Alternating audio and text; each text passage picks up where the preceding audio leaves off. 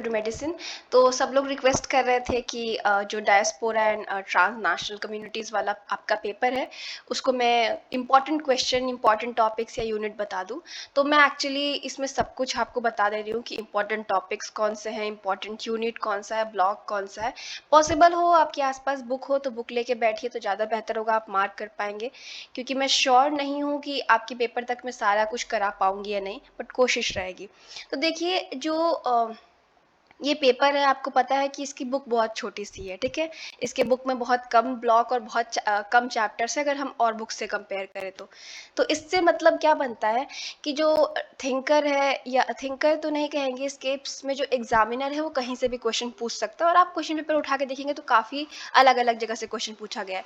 कुछ कुछ question paper तो ऐसे हैं जिसमें जो आपका ब्लॉक 3 है, जिसमें बात किया गया है भारतीय लोग जब अलग अलग देशों में गए हैं, जैसे कि ब्रिटेन में हो गया, मतलब यूरोप में हो गया, अमेरिका में, कनाडा में, फिजी में, ऑस्ट्रेलिया में, सब डिस्कस किया गया है। उसमें 4, आई थिंक 5, 6, 7 चैप्टर्स है।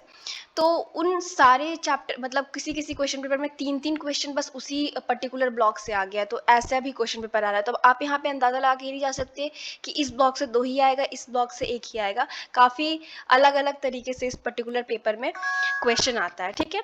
तो सबसे पहला जो हम क्वेश्चन देखते हैं जो आता है ज़्यादातर, वो आता है ब्रेन ड्रेन का, ठीक है।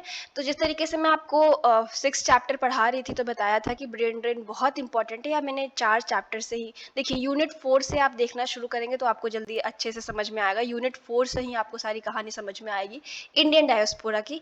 तो 4th चैप्टर से देखना शुरू करिए, 5th 6th देखिए, तो सब कुछ आपको बाद में समझ में आने लगेगा, अदरवाइज सब कुछ डिफिकल्ट लगेगा।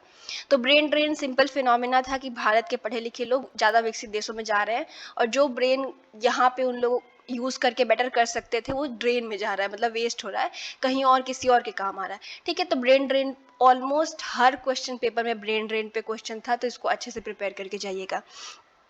अब डिफरेंट पर्सपेक्टिव कौन से हैं इंडियन डायस्पोरा को पढ़ने के लिए, ये ब्लॉक फर्स्ट से है क्वेश्चन।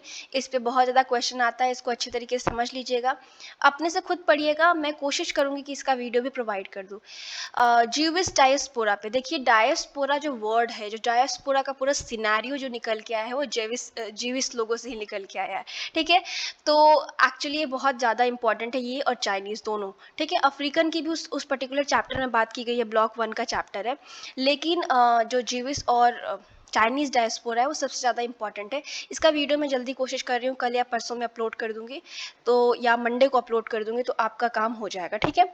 उसके बाद इंडियन जो इमिग्रेशन था उसका हिस्टोरिकल कॉन्टेक्स्ट पूछा है। फिर मैंने जैसे बताया कि 4, 5, 6 यूनिट अच्छे से देखिए, वहीं से बहुत ज़्यादा क्वेश्चन आपको मिल जाएंगे, 2 या 1 क्वेश्चन तो मिल जाएगा। फिल्म का जो हमारा ब्लॉक है वो लास्ट वाला ब्लॉक, सेकंड लास्ट ब्लॉक है, जिसमें फिल्म, बुक्स और लिटरेचर के बारे में डिस्कस किया गया है। बेसिकली पोइट्री वगैरह के बारे में भी डिस्कस किया गया आई थिंक उस चैप्टर में, उस पर्टिकुलर ब्लॉक में। लेकिन मैंने देखा है ज़्यादातर या तो क्वेश्चन बुक्स लिटरेचर से आया हुआ है, लेकिन सबसे ज़्यादा क्वेश्चन जो है फिल्म वाले सेक्शन से आया है। तो फिल्म से क्वेश्चन काफ़ी ज़्यादा ये लोग पूछते हैं कि बॉलीवुड या हिंदी फिल्म क्यों डायस्पोरा से इंस्पायर होकर पिक्चर बनाता है। इसका मैं कोशिश कर रही हूँ, देखिए वीडियो आ जाए तो बढ़िया है। उसके बाद ट्रांस नेशनलिज्म क्या होता है, ये बहुत इंपॉर्टेंट चैप्टर है, वो लास्ट का ये ब्लॉक है, ठीक है। डायस्पोरा क्या होता है ट्रांस नेशनलिज्म के हिसाब से या ग्लोबलाइजेशन के हिसाब से एक्सप्लेन करिए। अगेन वही उसी चैप्टर का ये क्वेश्चन है एक्चुअली, जो लास्ट वाले मैंने बताया, जो लास्ट ब्लॉक में है। इंडियन इमिग्रेशन कॉलोनियल पीरियड, यानी जब अंग्रेज भारत में आए तो किस तरीके से हुआ। एक्चुअली सारी कहानी यहीं से शुरू हुई है, तो वही 4th 5th यूनिट आप अच्छे से करके जाइए, उसको तो आपको करना ही करना है। अब कैरिबियन, जो अब लोगों का एक्सपीरियंस क्या था कैरिबियन में, कैरिबियंस में जो लोग गए भारत से माइग्रेट करके, उनका क्या सिचुएशन था। तो ये वाला जो है ना, ये ब्लॉक 3rd है, ब्लॉक 3rd, हाँ ब्लॉक 3rd है। और ब्लॉक 3rd के कई बार ब्लॉक 3rd में से 3-3, 2-2 क्वेश्चन पेपर में आए हुए हैं, 3-3 आए हैं, मैंने ऐसे क्वेश्चन पेपर देखे हैं। तो उस पूरे ब्लॉक को आपको बहुत अच्छे से प्रिपेयर करना है। कभी कैरेबियंस पे पूछ लेते हैं, कभी साउथ ईस्ट एशिया पे पूछ लेते हैं, कभी अफ्रीका, कभी फिजी, ऑस्ट्रेलिया, हर जगह पूछते हैं। यूके और यूनाइटेड किंगडम पे जो केस स्टडी है वो काफ़ी बार आता है, जिसका मैंने भी अपलोड कर दिया है। उसके बाद ओवरसीज जो माइग्रेशन है पोस्ट इंडिपेंडेंस, आज़ादी के बाद वाला, या ब्रेन ड्रेन वाला जो फेज हम कहते हैं, वो वाले की बात की गई है। अगेन ये चैप्टर आपको 4th 5th 6th में मिल जाएगा। सोशो कल्चरल लिंक आपको डिस्कस करना है, वर्चुअल कम्युनिटी क्या होती है, और साइबर स्पेस पे जो आपका चैप्टर है ये काफ़ी इंपॉर्टेंट है, क्वेश्चन इसमें से आते जाते रहते हैं, बट डिपेंड करता है। फिर जेविस एंड चाइनीज डायस्पोरा, जिस तरीके से मैंने बताया, काफ़ी इंपॉर्टेंट है, इसको अच्छे से करना है आपको, ठीक है। सारे वीडियोस में कोशिश कर रही हूँ कि आ जाए, पर ना आए तो आपको खुद तो पढ़ना ही पड़ेगा। उसके बाद स्पेशल रेफरेंस टू यूके, आपको जो केस स्टडी दी है उस पे पूछा हुआ है कि यूरोप में डायस्पोरा कैसा था। हिंदी फिल्म, जिस तरीके से मैंने बात किया, हिंदी फिल्म बॉलीवुड वाला जो पर्टिकुलर एक चैप्टर है उससे क्वेश्चन आता ही आता है।